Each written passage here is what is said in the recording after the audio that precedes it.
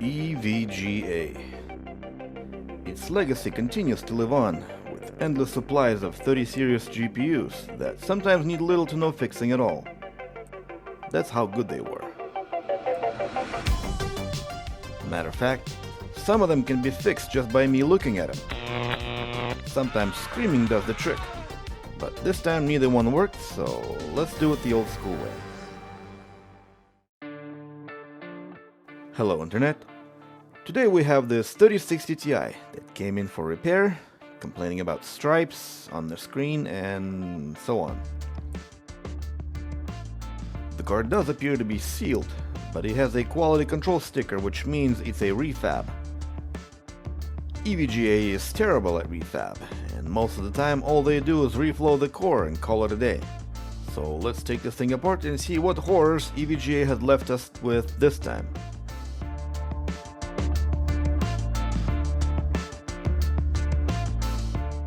According to these plastic washers, the GPU had not been reflown, which is very strange, all things considered.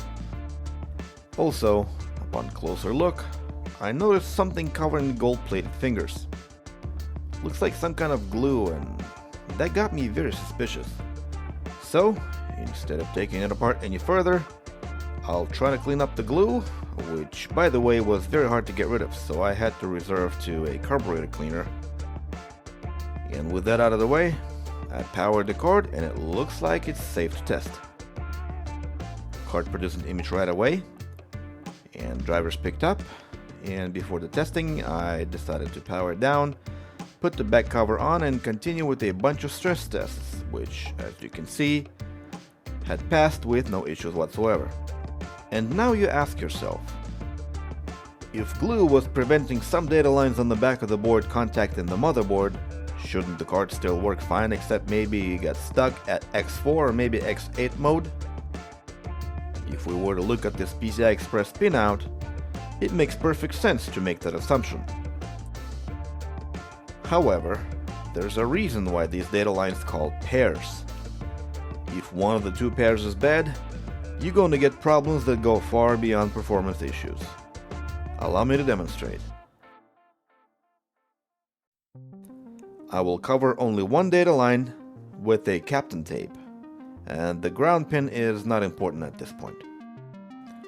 Then plug the card back into PC and see what's gonna happen.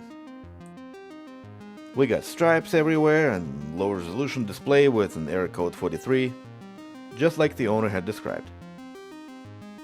And just like that, all it took was an adhesive remover and a Q-tip to get this card working without even taking it apart. With that said, I thank you for watching, and hopefully you learned something today. And if that's so, please hit me with a like, a comment, and subscribe for more monkey level repairs. Goodbye.